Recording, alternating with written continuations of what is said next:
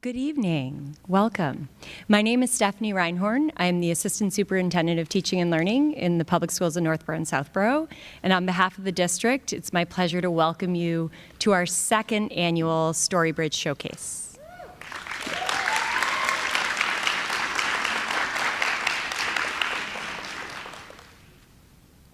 This showcase is put on through a partnership between the Coalition for Equity and the Public Schools of Northborough and Southborough. And I wanted to start with a quote. I was thinking about the why do we have this showcase.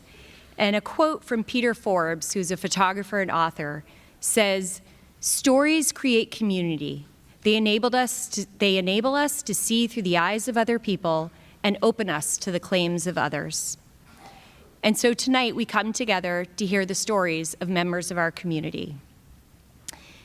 We are led tonight by Adam Stumacher and Jennifer De Leon, also members of our community. Jennifer is an award-winning author of the novel Don't Ask Me Where I'm From and the essay collection White Space, Essays on Culture, Race, and Writing. As an associate professor of creative writing at Framingham State University and a faculty member in the Creative Writing and Literature Master's program at Harvard University. She has published prose in over a dozen literacy journals, including Plowshares, Iowa Review, Michigan Quarterly Review, and more. She is also an active speaker, presenter, and educator who loves to connect with readers of all ages. Jen's new novel, Borderless, was published in April of 2023. Welcome tonight, Jennifer.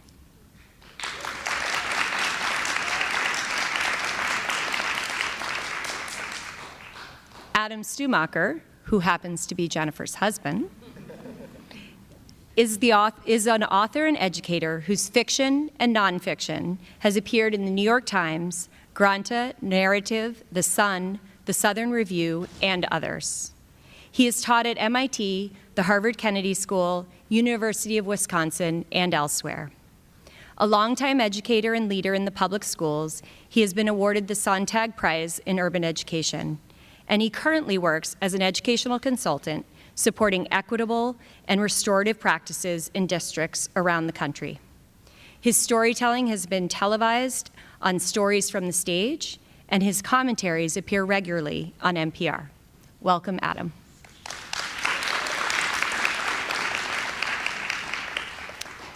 Before I turn this evening over to Adam and Jennifer and all of our storytellers, I have a couple of thank yous and reminders. First, to our youngest members of the audience, the students, our younger students. I was so excited to see so many of you here tonight because part of storytelling is about passing things through the generations. But I also want to remind you that this is a time to sit quietly and listen. And so just like in school where we make good decisions about where we sit and who we sit with, if it helps to sit with your parents, think about that and make a good decision. In terms of thank yous, obviously thank you to Adam and Jennifer, but also a thank you to Rhoda Webb, our Director of Multilingual Learners and Equity, who has been doing a lot of work behind the scenes to make sure that we could pull this night together. Thank you to NCAT for being here to videotape and capture this evening. And most importantly, thank you to our storytellers. We have 11 storytellers tonight who have the courage and the generosity of opening our eyes to their stories and bringing us together as a community. Enjoy the stories, and I'll turn it over to you.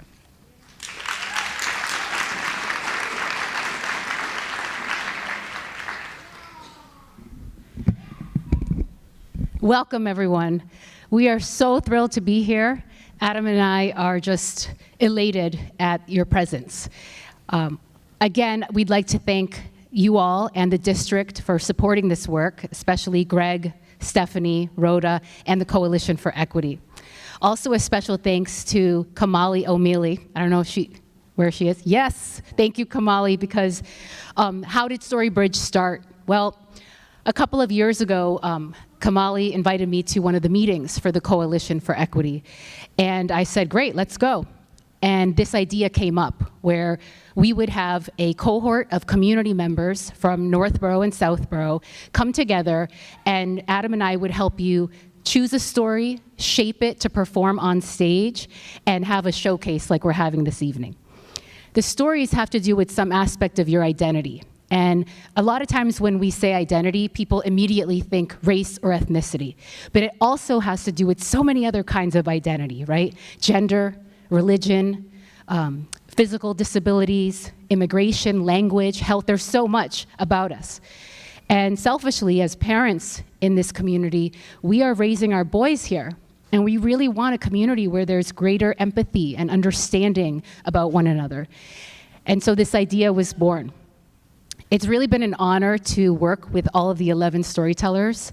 Like last year, and I know we have some alums in the audience. I saw you, Keith. And so what I really love is being witness to the way that your stories have bloomed. And it's been an honor. And I think tonight we will all have our hearts grow a little bit bigger, right? The idea, like Stephanie said, right, is that for the young people in the audience, if they start coming to Storybridge as young as kindergarten, they will graduate high school having heard well over 120, 130 stories about people in their community. And so this idea is to share and spread and use story as our medium. So again, thank you so much for being here tonight.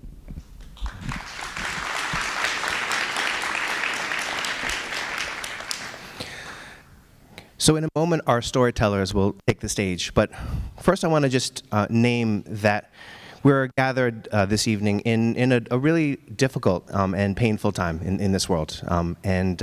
So current tragic events in the Middle East, as well as deep division and injustice closer to home, impacts many in this community. And ask the question, what's the point of sitting around telling stories when the bombs are falling, when the missiles are mid-flight? And it's a fair question. I would offer this, that before an act of violence can occur, there's an internal act of dehumanization that has to happen. Because how could one commit an atrocity when you recognize this could be my daughter or my uncle or my neighbor or my grandmother? So this work of using story to build a bridge of empathy, it matters now more than ever.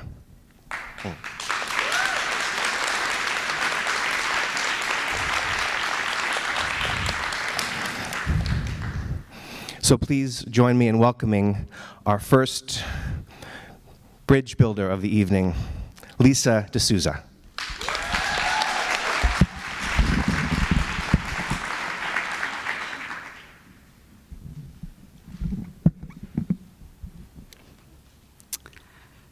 Energetic, spirited, determined. These were the words that were often used to describe our son as a toddler.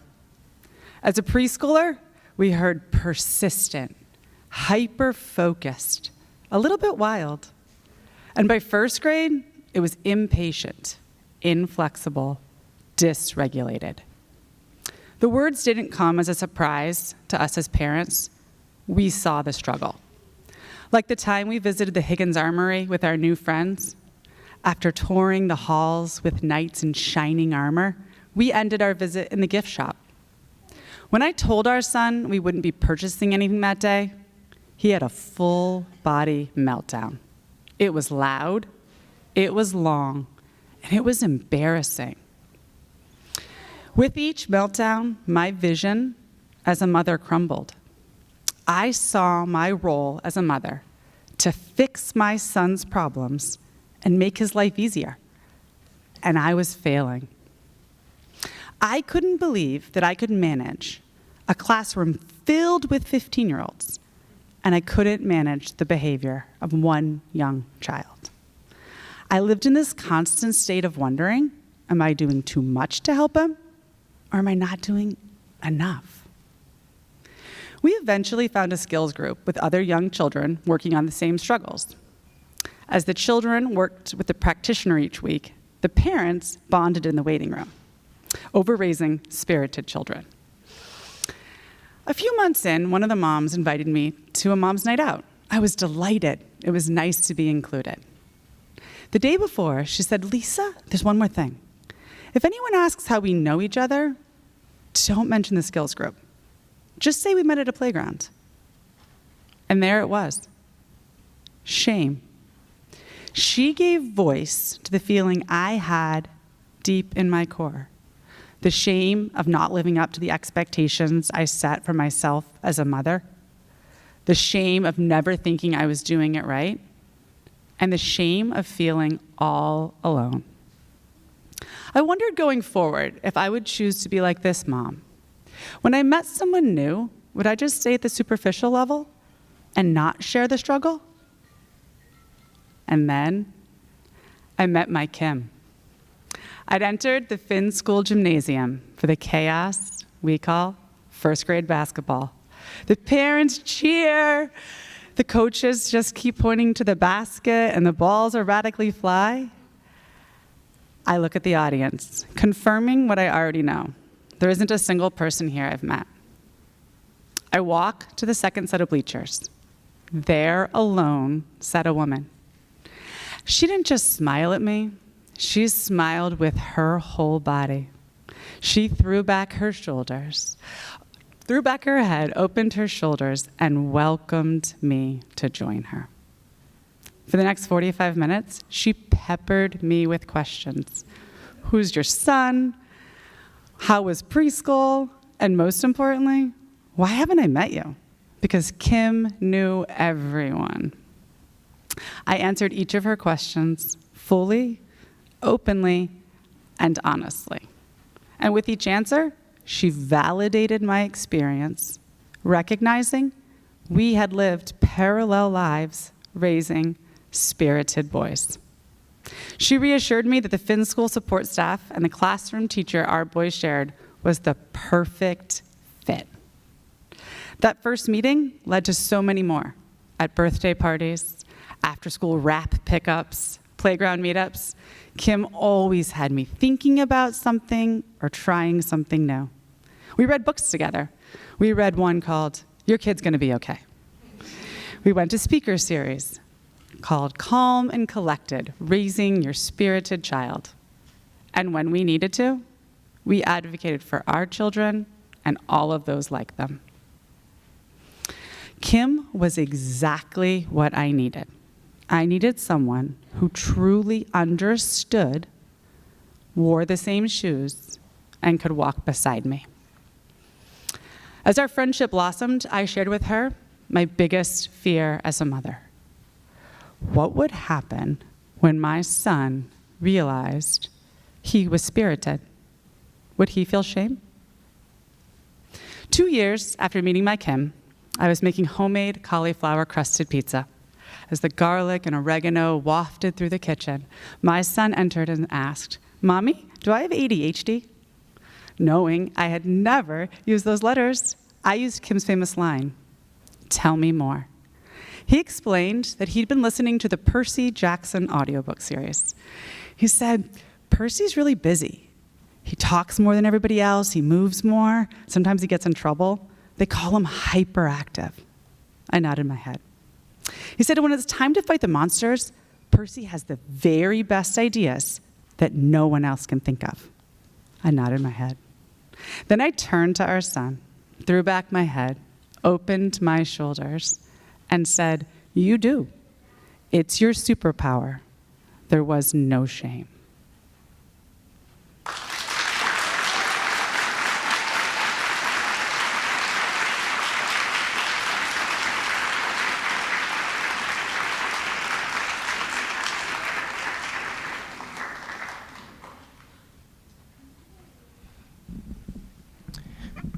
Please welcome our next storyteller, Alegna Savati.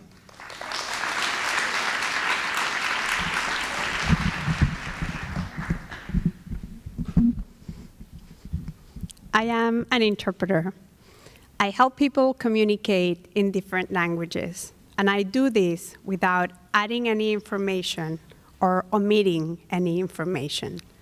And I'm here today to tell you about the time in which I omitted information. I am standing in the hallway of an inpatient floor when someone comes to me and asks me, "Are you the Spanish interpreter?" And I say, "I am a Spanish interpreter. Come with me."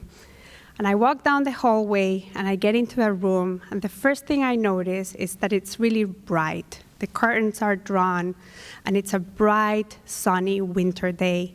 There's hardly any clouds in the sky, and I can see the specks of dust falling. The TV is on really loudly, and there's noise coming from the hallway.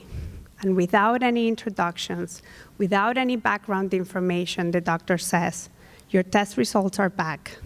It's not good. Your cancer has spread. There's nothing we can do."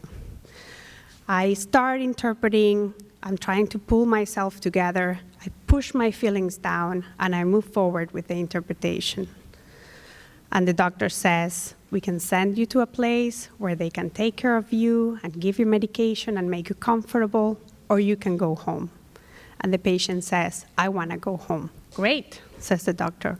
"We can start the discharge paperwork. We might discharge you today in the afternoon or tomorrow morning." And the patient stops me and says, "No, I want to go home.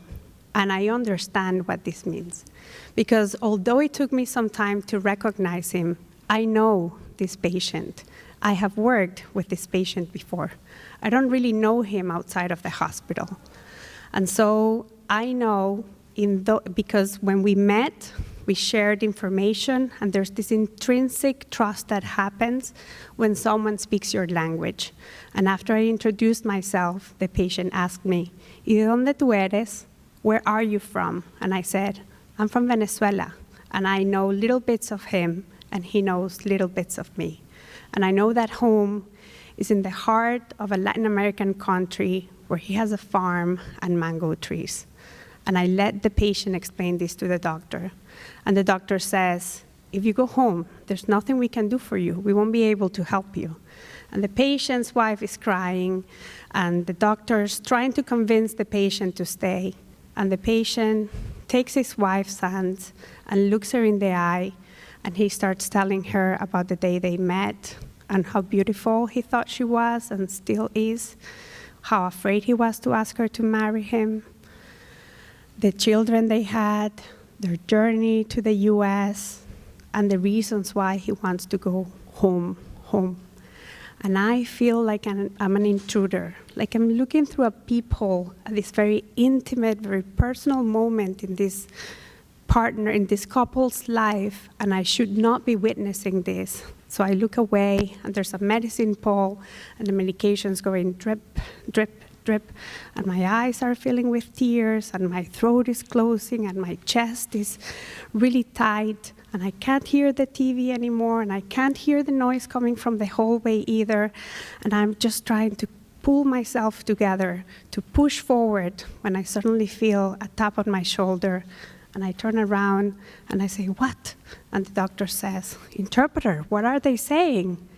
And I look at this couple in front of me, and I say, "He just said the most beautiful declaration of love I have ever heard."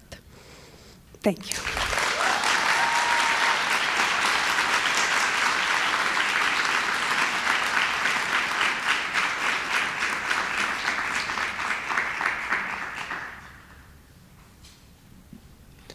Our next storyteller is Softar Medina.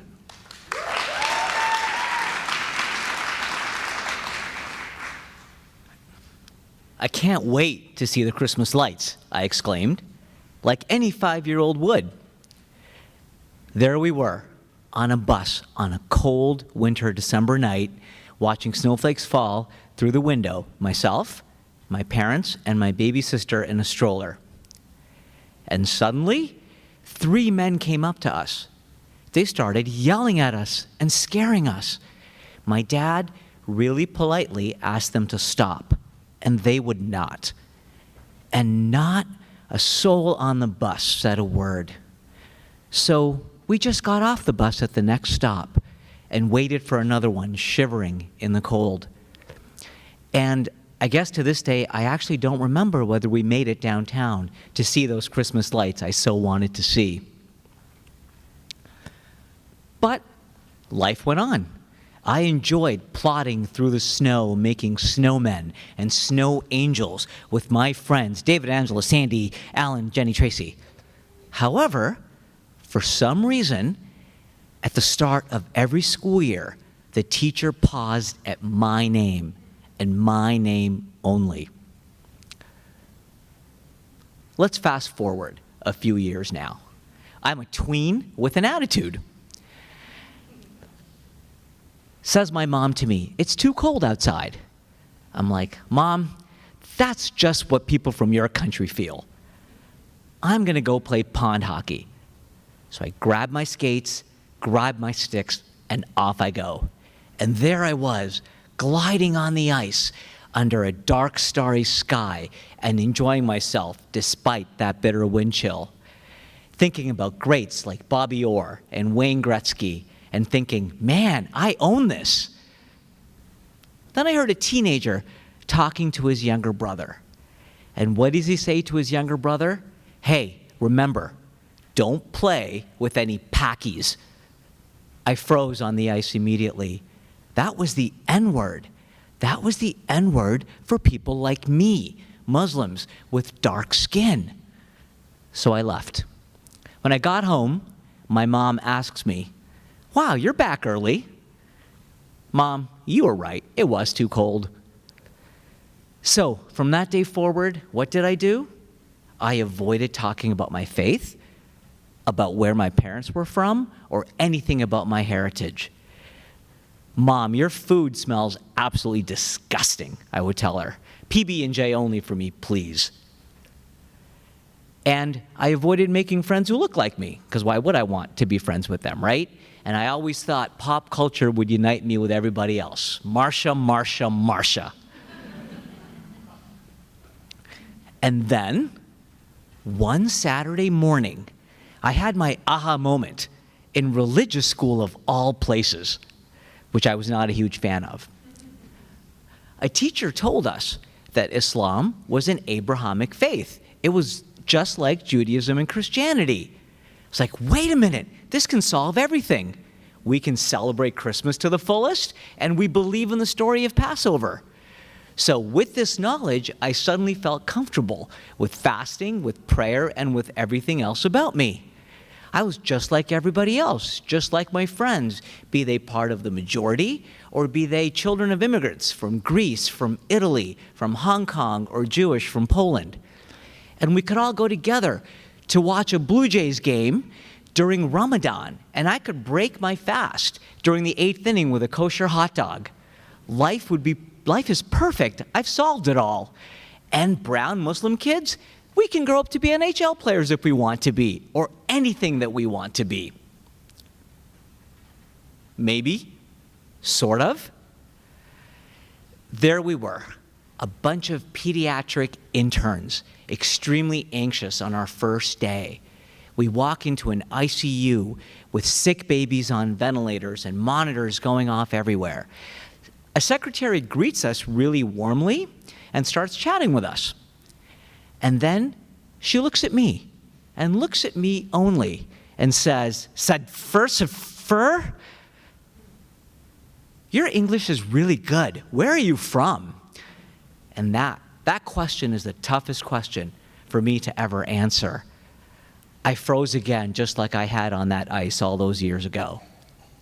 But I have to tell you, my young adult self loved it if someone thought I was Greek or Italian.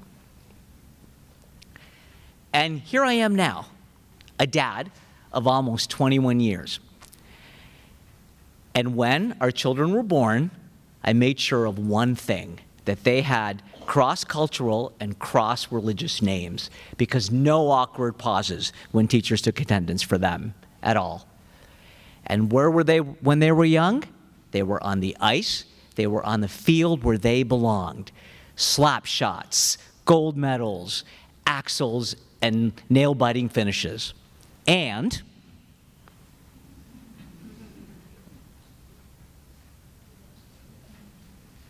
Here was my son proudly wearing the name that we wanted him to wear on his hockey jersey for years. And he's now our family's first NCAA athlete in track and field, where he wanted to be. And just last week, our daughter sent me an amazing video. There she was at her university's ice rink, skating. She was gliding, she was jumping, she was spinning, and she was landing with a smile on her face, like she owned it. Thank you.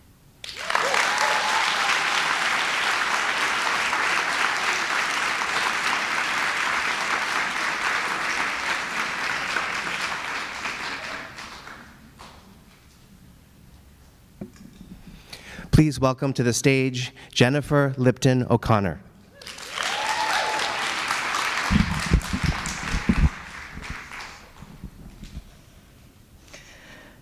I'm driving down a long Arizona highway with my mom next to me, and we're looking for Stacy. I've never met Stacy, but I need to find her, and I need to find her today. Stacy's my mom's hairdresser, and my mom has to get a haircut. And it's a special haircut because tomorrow she's going in for a bone marrow transplant for advanced stage cancer. So we keep driving because Stacy's not at her normal hair salon. She's way across town. So we finally arrive at the salon. We get out of the car.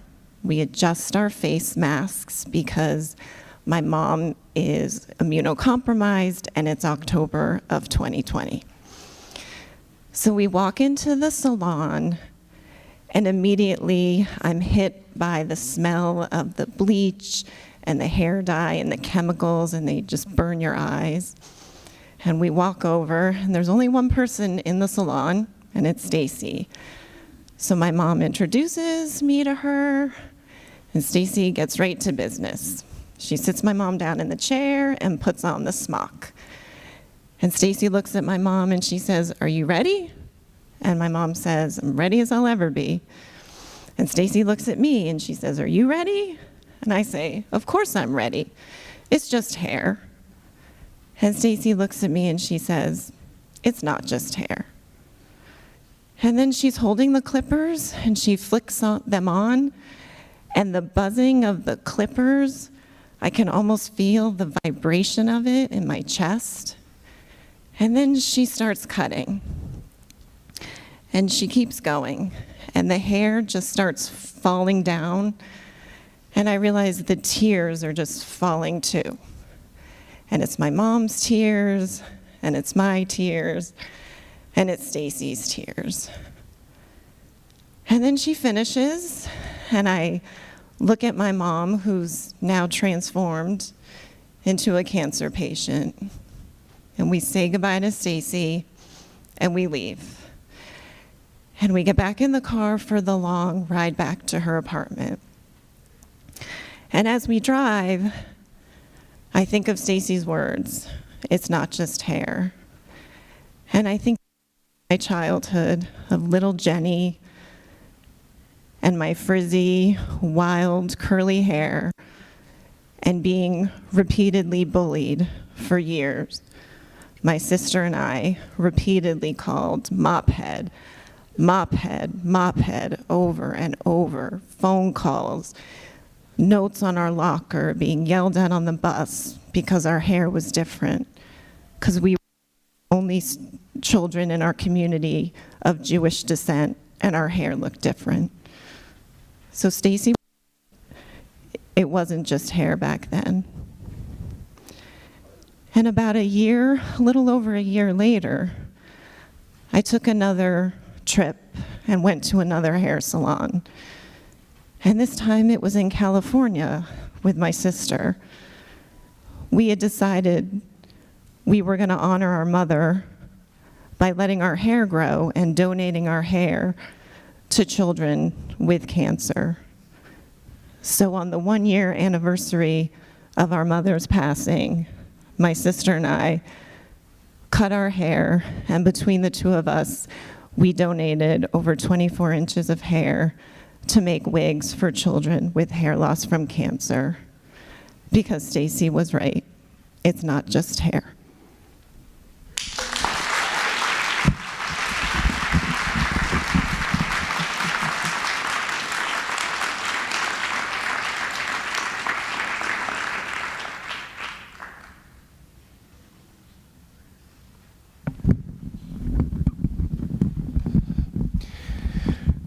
Please welcome our next storyteller, Breonna Dufault.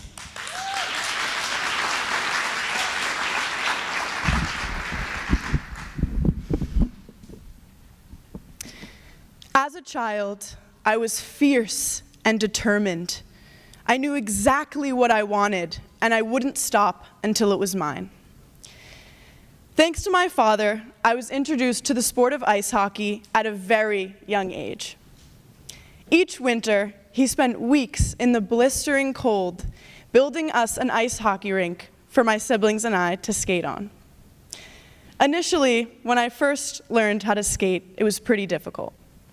But once I got the hang of it, it was just like riding a bike, or at least that's what he used to say.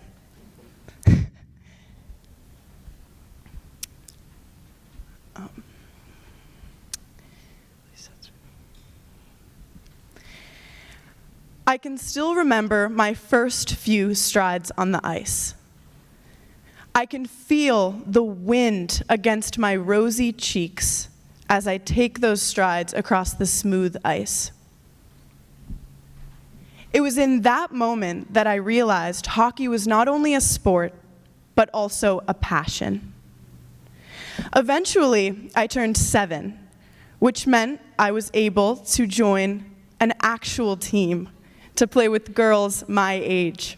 I had never been so excited. When I first started playing, there weren't enough girls to form an entire league. So instead, it was composed of both boys and girls teams. I can still remember my first game like it was just yesterday. There wasn't a single girl on the other team, but we didn't care. We were there to play hockey. Ultimately, we defeated our opponent, and we were overcome with a certain sense of triumph and unity. That same energy carried us all the way back into the locker room, where we began removing our helmets and gloves, patiently waiting for our coach to come give us our post-game talk.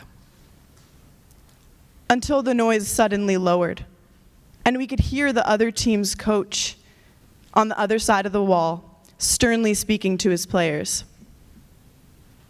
"How does it feel to lose to a bunch of girls?" he asked them. We were perplexed.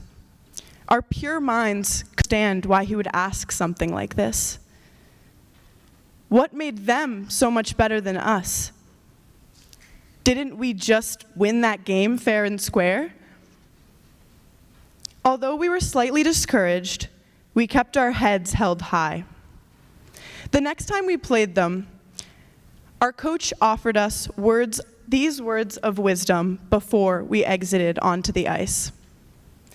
"Go out there and remind them how to win like a girl," he told us. Over the next 8 years of my hockey career, I kept this piece of advice in the back of my mind and recalled it only when I needed it most. I worked as hard as humanly possible each and every day to improve my game. 8 short years later, during my sophomore year at Algonquin, my team and I managed to make it all the way to the TD Garden, where we would play in the D2 state championship game versus Canton High School. Everything I had ever dreamt of as a little girl was about to come true. After lacing up my skates with shaky hands, I took that first step into the arena. My eyes were suddenly drawn to the vast sea of people in the audience, and I immediately spotted my dad in the crowd cheering me on. One moment, I was at the TD Garden, and the next, I was gliding across my backyard hockey rink, singing Rudolph the Red-Nosed Reindeer while holding my dad's hand. As I took those first few strides, I felt that same bitter cold air against my cheeks, except this time there were hundreds of people watching my every move, waiting for me to slip up. Because of our toughness, determination, and perseverance, we ended up winning that game. When it was over, I embraced my teammates and was reminded of those feelings I had felt for the first time so long ago: pride and unity. That night, all I could think about was my 6-year-old self and how proud she would have been to know that after all this time, I never gave up. I fought till the very end. No one's negativity or doubt could ever take away from that recurring feeling of triumph. So for that reason, I chose to rise above the voices and use them only to strengthen my drive. Thank you.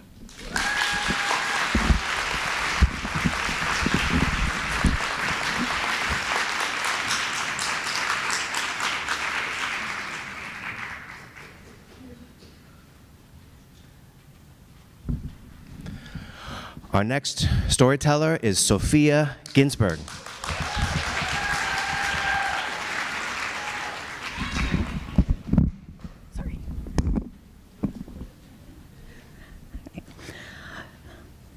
One day, when I was 10 years old, I realized I had a story that needed to be told. One, because the story was amazing, and two, I just found myself an audience. Granted, it was just one person.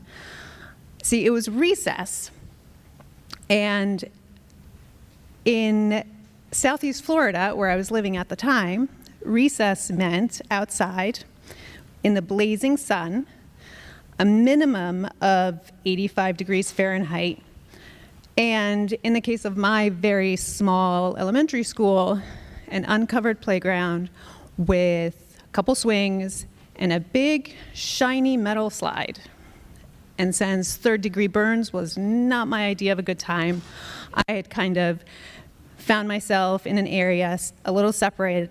It was shaded, and I was sitting at this, one of the school's gray, kind of half-rotted, oddly damp picnic tables. And that's sort of where I hung out most days. Today, my third-grade teacher had wandered up, possibly accidentally, but she looked at me, she said hi, she sat down, asked how I was doing, and I think I gave sort of the standard answer and didn't really say much else. And then she just kind of sat there, and I realized after maybe a few seconds, she was not leaving. So obviously, she was ready to hear the story. However, there was one problem with this whole scenario, and that was that my teacher only spoke English. And at that point in my life, most of what was coming out of my mouth was not English, it was Swedish. And that was because at that point, I had only been in the United States for 6-7 weeks. And at the time before that, when my family and I had moved, my command of the English language, which is a term I use lightly, consisted of your standard greetings: hi, how are you, thank you, bye. Michael Jackson lyrics, primarily Smooth Criminal for some reason, and a handful of words and phrases that my 13-year-old sister had diligently taught me and assured me I would be using all the time. I learned really quickly that fuck off does not mean see you later and should not be said to an adult. But this day, with my third grade teacher, none of that mattered. She was sitting, she was ready, I was ready, and I was going to tell this story. And I did. Terribly. Right away, I was struggling. I couldn't find the words. I couldn't make them into the sentences to make her understand what I was trying to say. And as I was struggling and getting frustrated, I started really looking at her. And I was looking for those signs I think we all know and realize when someone is no longer listening, whether it's the eyes sort of glaze over or they stop smiling, politely excuse themselves. But I never saw that. She continued to sit facing me. Her face was open, her eyes were wide. As I was struggling to find words, she was throwing out words like we were playing charades. And when I was gesturing to try and find the words and emphasize this saga, she was gesturing along. She was with me, she was there. And when I finally finished, she looked at me with a beautiful smile and she said, "Wow, that was a great story." But I knew she didn't get it. And I was frustrated and embarrassed that I just could not make it all come together in a way that was for her to understand. So I kind of walked away from that, and I never told anyone about it. I kind of shoved it to the back of my head. And then it wasn't until maybe 15 years later that this memory sort of popped up. And I had just started working as a speech pathologist. And I was working in early intervention, so little kids. And I had just started working with a family and a little boy. He was about 2. And he was very quiet. It took him a long time to sort of get comfortable. And so I was there a lot. And when he finally warmed up, his posture changed, he opened up, he would look at me, and he started talking. And I had no idea what he was saying. No one did. But he would look at me, and he would gesture and smile, and I realized that this is, for this child, this was not about the words. What this child was doing was, he was making a connection. He was trying to build a relationship with someone that he cared about and that he trusted.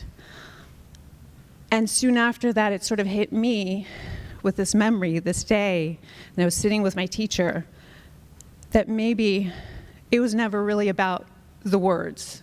It wasn't about the story that I was trying to tell her, because even though she couldn't understand what I was saying at that time, what she was hearing was everything that I wasn't saying.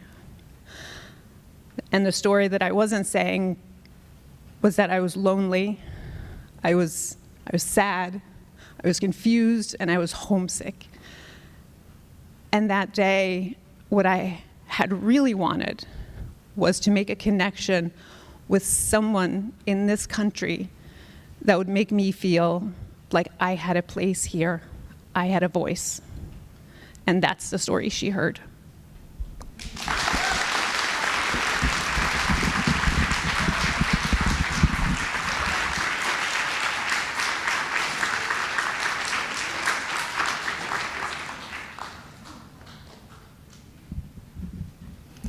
Our next storyteller is Manasi Wagar.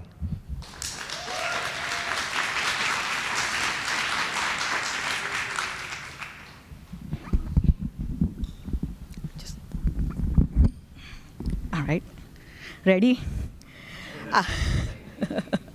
To tell you my story, I have to take you back to 2008. It was a beautiful winter morning, and I was on a trek in the Western Ghats of India. I was looking at this beautiful plateau of wildflowers. It was absolutely stunning, pure wild beauty. I was feeling really happy and really free. And right then, my phone rang. It's my father. I pick up the phone, and he goes, "Have you emailed the boy yet?" I pause. I say, "Yes, I'll do it today. I'll do it today." And I put the phone down. I go home, and I open up Gmail. So before I start writing that email, I should tell you why my father really wanted me to send that email. You see, the thing is, in India, there is this scheme called arranged marriage. The way it goes is, first the parents meet each other. They judge each other harshly. If that goes well, then the girl and a boy meet. If that goes well, then the extended families meet each other, and they judge each other even more harshly. And if that goes well, then the great Indian wedding happens. In our case, we were stuck in the step 2 of this hoopla for about 3 months now. So I go home, open up that email, I type in his email address, and I'm staring at this empty page. And I don't know how to start that email. I say, hi, our parents met 3 months ago, and they're not ready to let this go. Or, hi, to whomsoever it may concern, mostly our parents. And after grueling 20 minutes of that empty email, I write the subject test email, and I hit send.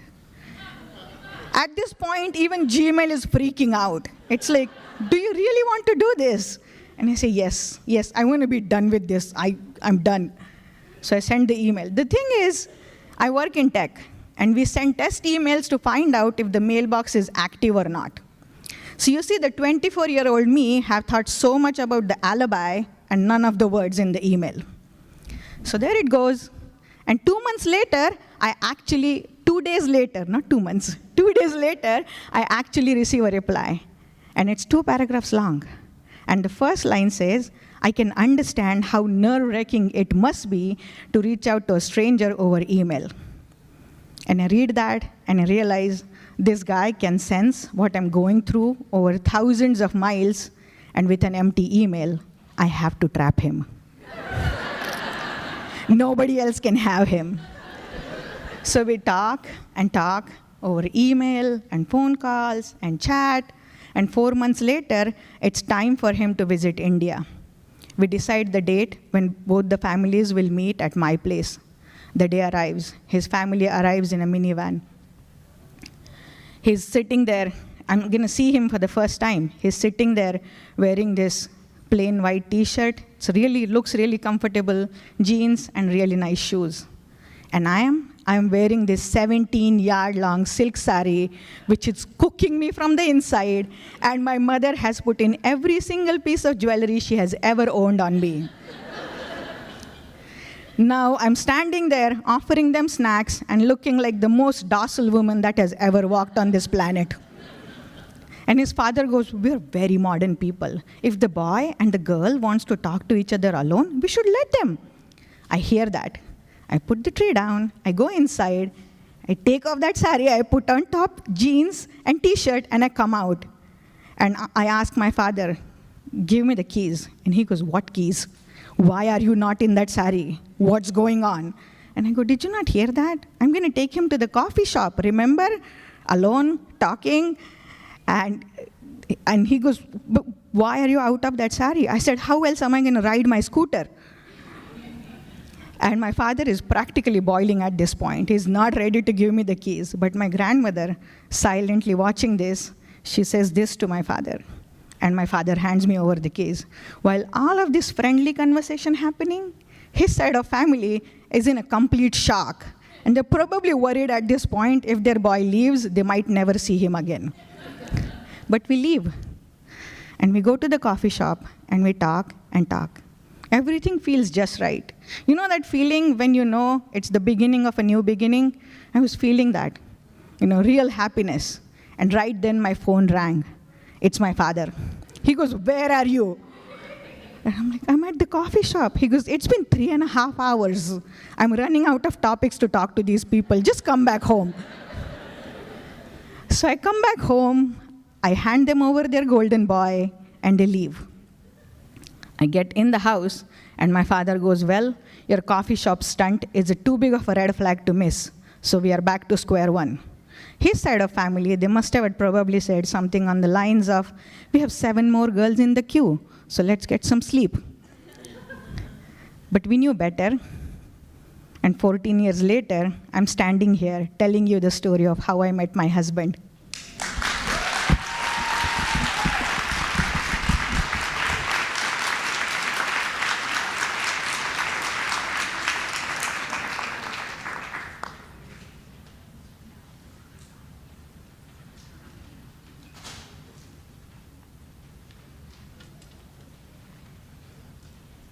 Please welcome to the stage Joelle Gilmore.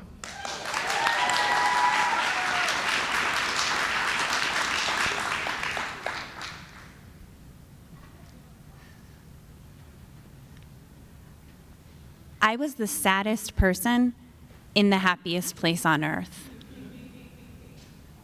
It was March 2015, and I was in Disney World with my husband and 3 kids, and the temperature was over 95 degrees. All around me, people were running from princess castles to roller coasters, but I was not thinking about rides or Cinderella or mouse ears. All I was thinking is I can't walk another step. So I sat down on the ground in front of Mickey's Town Square Theater and told my family to go on without me. I watched them walk away, and then I put my head down and cried. When I was first diagnosed with multiple sclerosis 21 years ago, I was 20 years old. And I made 2 decisions. The first is that I wouldn't tell people about my disease because something about it made me feel ashamed.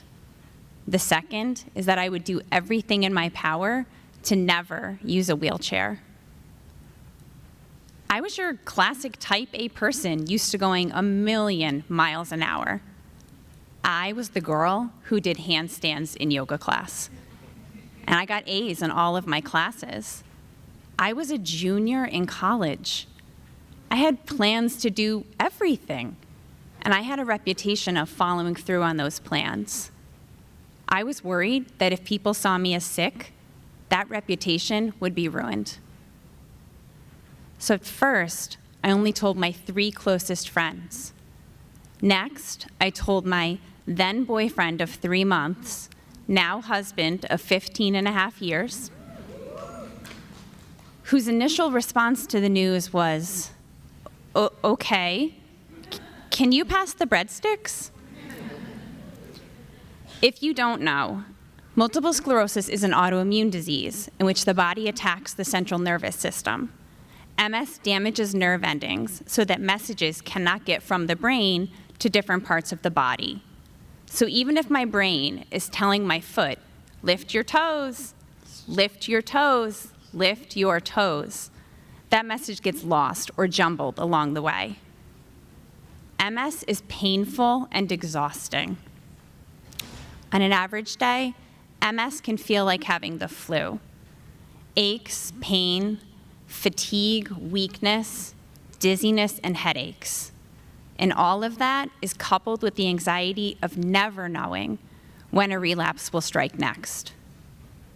For years, I did everything to try to help with my MS, but nothing really worked. Eventually, in December 2016, I had a stem cell transplant, but that's a story for another time.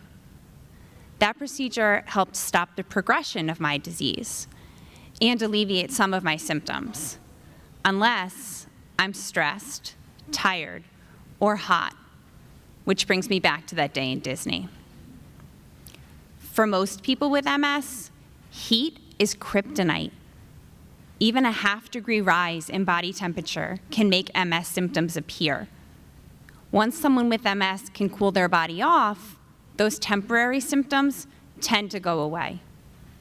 For me, heat amplifies every symptom I have ever had. And that is what happened that day in Disney World. I felt so hot and so sick, but I also felt so ashamed as people walked by and saw me sitting on the ground all by myself.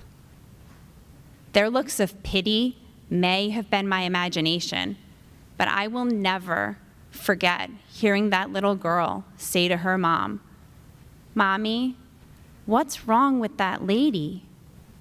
And the mom said, "She's okay. She's just sick." She made it sound so simple. Once I rested and cooled off, my body went back to its baseline. But my mindset felt different. What if I could be okay and sick at the same time? I wish I could tell you that I left Disney World and immediately felt better about myself, my MS, and my body, But that would be a lie. For years, I still focused on everything I couldn't do. I couldn't go hiking with friends. I couldn't run across a playground to help one of my kids if they fell off the monkey bars. I couldn't take a job that might be too stressful and set off my symptoms. I felt like a type A person who couldn't be one. Then I told a few more people about my MS, and a few more, and my life felt easier. People were willing to walk slowly with me and give me an arm for balance. Friends would make meals for my family if I didn't feel up to it, and they would carry my packages. Suddenly, not telling people about my MS didn't feel like such a big deal. A few years ago, in December 2021, we went back to Disney World, and I made a decision that was one of the hardest of my MS journey. I decided to rent a wheelchair for the day. The whole day with the chair was uncomfortable. I couldn't figure out how to position my knees. I felt like everyone was looking at me. And I had to deal with well-meaning ride attendants asking me if I felt strong enough to go on Space Mountain. I did feel strong enough. I went on the ride, and it was just like when I first rode it in 1991. In a lot of ways, my life with MS is like Space Mountain. It is a roller coaster. There are obviously ups and downs, and so much of what happens takes place in the dark. Most of all, it can be really scary. But I am never riding it alone.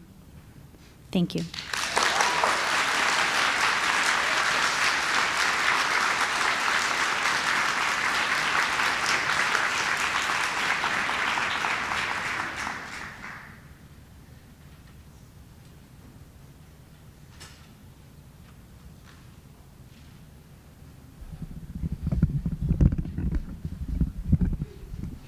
Our next storyteller is Tafari O.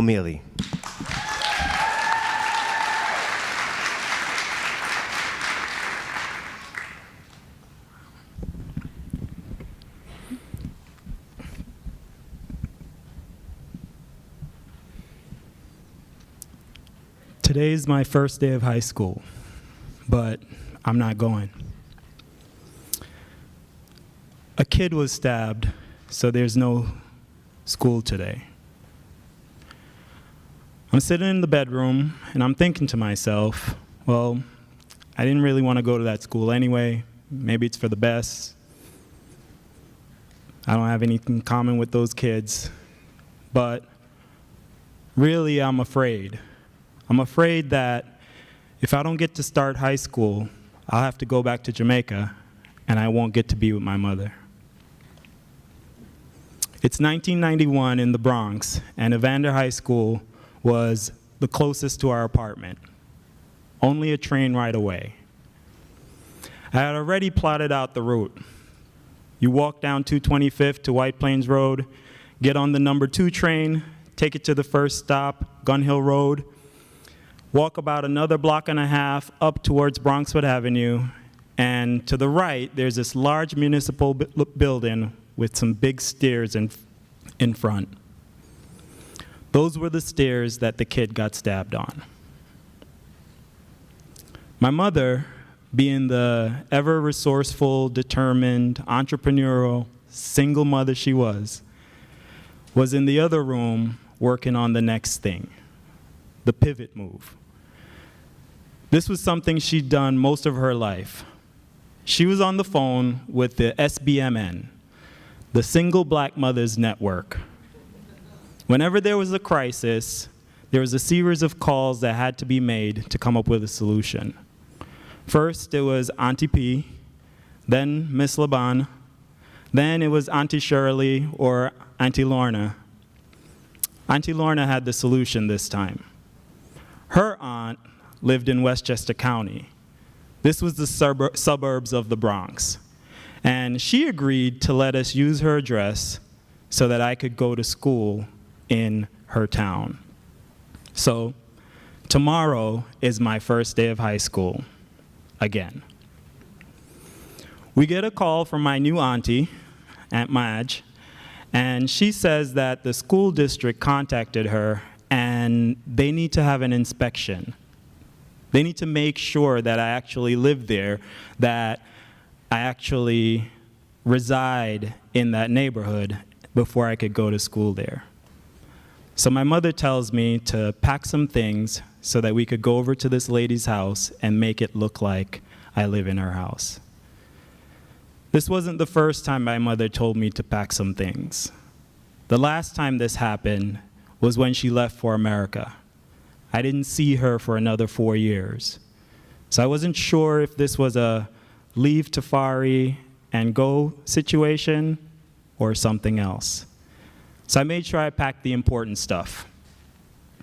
First, I packed the pictures. Pictures of me, pictures of her, pictures of us together. Then I packed the letters that she wrote to me while she was away. And finally, the birthday cards and the Christmas cards. I take some clothes and I put them in the bag with my toiletries and I grab my coat.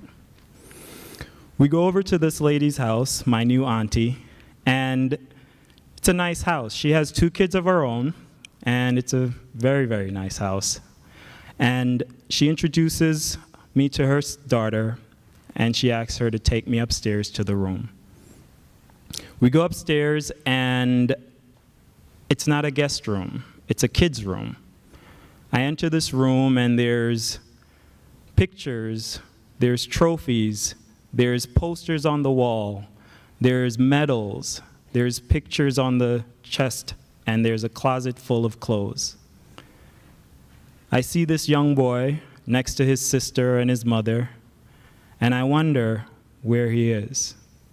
I think to myself, maybe he went to a friend's house, or maybe he's with family and he's letting me borrow his room for the night just so we could get through this. It'd be years later that I find out that he was actually in prison. It was the 90s, and I guess violence was everywhere. I methodically replace his stuff with my stuff. I take his picture down, and I put up my picture. I put his picture in the drawer. I take some of his clothes out, and I put my clothes in. And then I put my cards up, and I put the rest of my clothes in the closet. The inspector comes, and he looks around really quick, takes about 30 minutes, and he leaves. And then me and my mother go back to our house. I start figuring out the new route for my new school. First, it'll be a little bit longer. I still have to take the same train, take the number 2, but now I'm going in the opposite direction. But then I have to get on the 42 bus. I take that to the very last stop, and then I take a second bus, the number 7. I take the number 7 bus, and I get off at the stop right across from the park with the big ponds. As I walk across the park, I walk between these 2 huge twin lakes, and I see this massive building in front of me. Not massive in the sense that it's tall, but massive in the sense that it's wide. It takes up the full width of both ponds. There's a clock tower in the middle of the building, and on top of the clock tower are 2 statues. And I walk between these lakes, and connecting the building to the path of the lake is a footbridge, and there's a bunch of kids on the footbridge. On the left side, it looks like those are the seniors. They're smoking in front of the no smoking sign. And on the right side, they're the athletes. They have jerseys on. And in between are the kids playing hacky sack that you have to navigate through.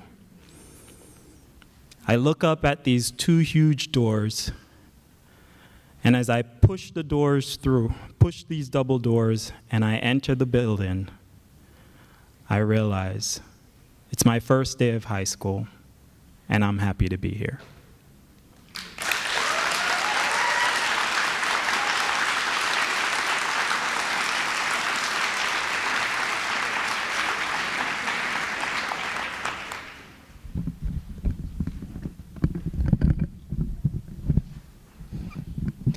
Please welcome to the stage Leah Buran.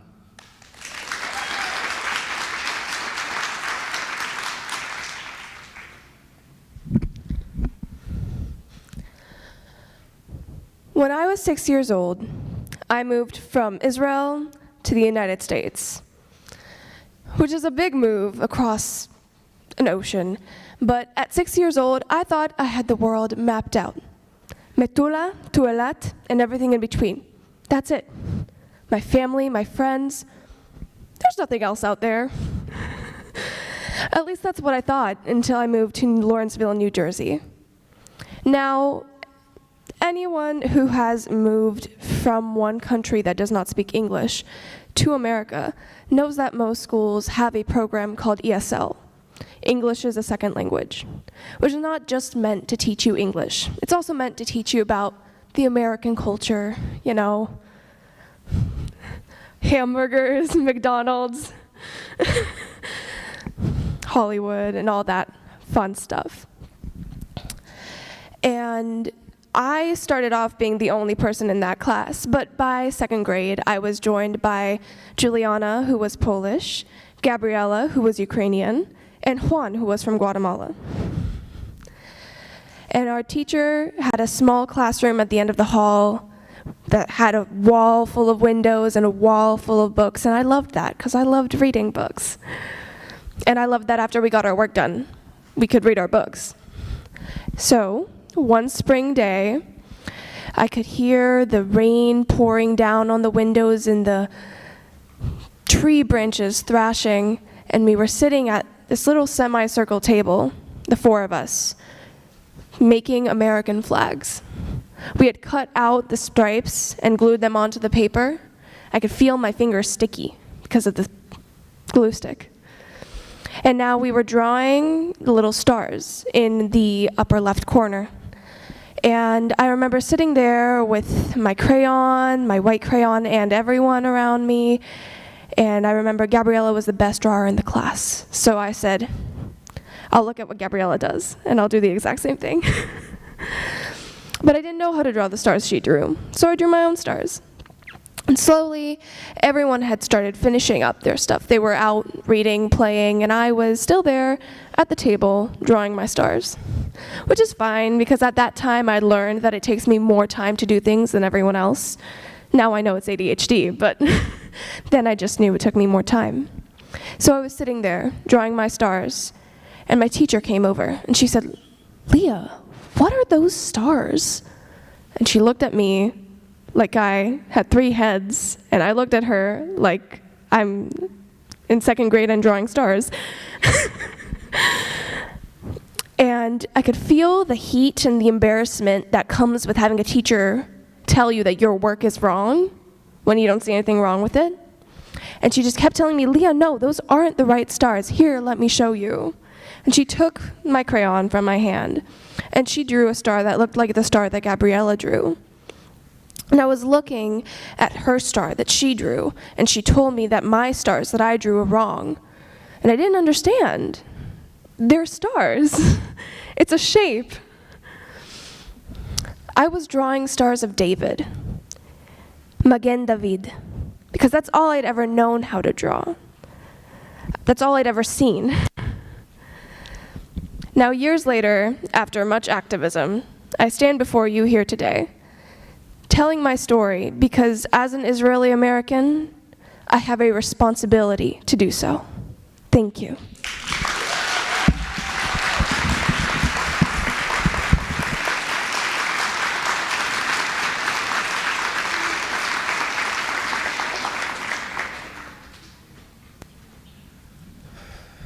Our final storyteller this evening is Joelson Varghese.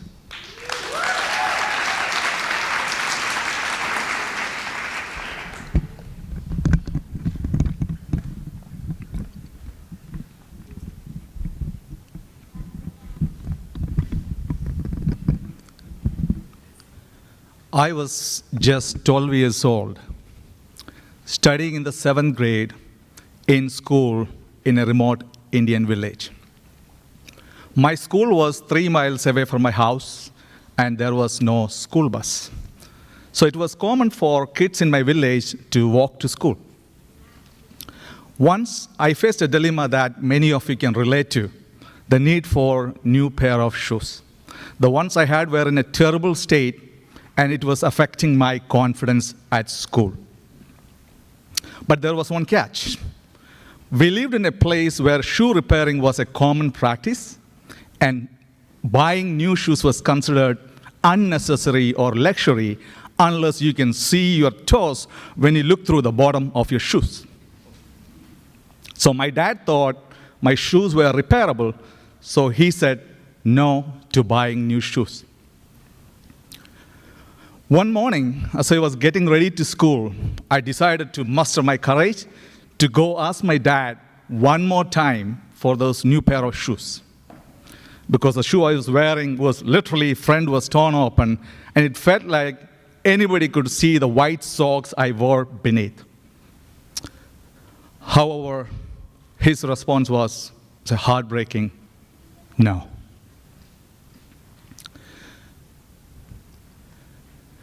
So I went to school with a heavy heart, fully expecting my friends to tease me mercilessly about my shoes, which actually resembled like a crocodile with mouth open and a white piece of coconut in its mouth. To escape the ridicule, I had a simple plan. I removed my white socks and put them in my pocket. I thought that was smart because I'm dark-skinned, so nobody could easily see my toes peeking out my shoes. An hour into my first class that day, there was a sudden silence in my class. And I noticed somebody standing at the front door of my class. And that was my dad. He had a plastic bag in his hand, and he handed over that bag to my teacher, and teacher gave that bag to me. And I felt over the bag without opening it, and I knew it's a new pair of shoes. I immediately opened it, and it was a beautiful pair of shoes, the one I wanted. I pulled the white socks out of my pocket and slipped into my new shoes, and the transformation in my confidence was instant. And I put my old shoes in my backpack because I know I can repair that and use that as my second shoes. When I came back home that evening, I rushed to see my dad to thank him for the new pair of shoes. And he was so delighted to see me happy. But it was only later that night I realized something very upsetting when I decided to check on my dad's shoes, which was in a worse condition than mine. All my excitement, my happiness about the new shoes just vanished. I felt so helpless, very sad. I couldn't sleep. I started crying. I don't know what to do. I cannot buy shoes for him because I'm a dependent kid. I was thinking, what did my dad compromise? Because he is the only earning member of our family. We are from a middle-class Indian family. I started thinking, what did my dad compromise to get the shoes? Did he skip his lunch? Is he not going to buy new shoes for him for the next couple of years? And also there's a superstition in our culture that wearing worn-out shoes will bring bad luck to you. And all these thoughts started disturbing me, and I couldn't sleep. But before I slept that night, I made a promise to myself. When I get my first job, with my first salary, I will buy a new pair of shoes for my dad. Fast forward 10 years, I'm 22-year-old after completing my master's in computer science. I was hoping to get a job as a software engineer, which is a bit highly paid job in India. But my first job happened to be a teacher, which was not that highly paid job. and I got my first salary as Indian rupee currency in my hand. No bank account, no wallet, literally Indian rupee currencies. I put that salary in my pocket, the same place where I hid my white socks 10 years back. And I went to the downtown near my village. I know there's a nice shoe store there. I walked into the shoe store, and there was the smell of new shoes, leather, and the polish. And on the right side of the shelf, all these expensive shoes, spotlights on, shiny leather shoes. And on the left side, there was this, bit cheaper shoes, but nice ones. And I was looking through the right side of the shelf, and one dark cherry brown shoes. I suddenly struck. I was like, that's the one I wanted. I know my dad loved that color. So I picked that shoes from the shelf and flipped it over and checked the price. And it was expensive. It would cost almost half of my salary, half of the money in my pocket. I was thinking, should I really spend this much to get the shoes? Can I get something cheaper? Then I thought about that incident 10 years back. No, I shouldn't think this way. I should get the best shoes. This is the shoes my dad would love. I should get this. So I asked that guy to pack the shoes. He wrapped it in a gift bag, and I came back home that evening. And I walked into my dad's room. He was sitting there on a chair and writing something. I said, Dad, I have something for you. He just unwrapped the gift, opened it. He looked at the shoes. He looked at me.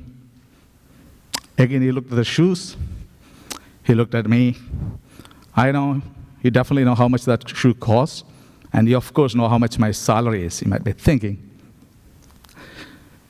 And again, I was hoping he's going to say something, thank you, or something.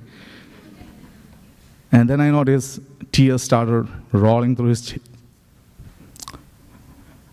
And I didn't say anything, I just stood there, and I was then walking back to my room. So I was walking back to my room, I was telling myself, this is not a return of favor. This is not fulfilling a son's responsibility for his dad. This is as simple as I tried to walk in my dad's shoes. Thank you.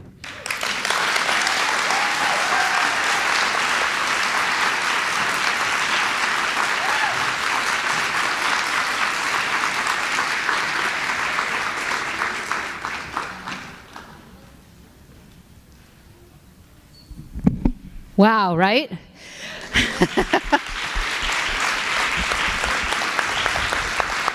I told you your hearts were going to get a bit bigger. Raise your hand if you feel like you learned something new tonight about even one person. It's amazing. We'd like to ask you to look at the QR code on the back of your program, and if you would be so kind as to just take 2 minutes and offer some feedback so that Adam and I can help this program grow. We would really appreciate it. And we're going to raffle off a copy of one of my books. So hopefully we can all take 2 minutes just now before we call our talented storytellers up on stage for a final bow. I also want to thank my mom, Dora De Leon, for the delicious tacos tonight. Yep. And my dad is also here. And their 48th anniversary, wedding anniversary, is on Friday. Tomorrow. All right, so 2 minutes. Thank you. All right, we are selecting the winner right now, but in the meantime, if our amazing storytellers could come on stage.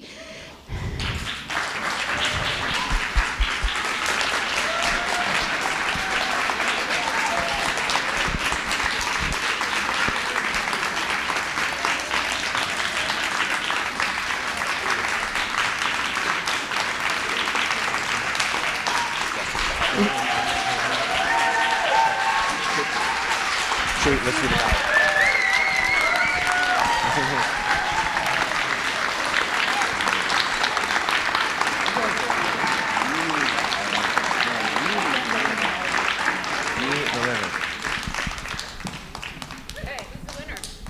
So the random number generator has spoken, and the winner of the raffle is Justin Shatra. Am I saying your name right? Yeah.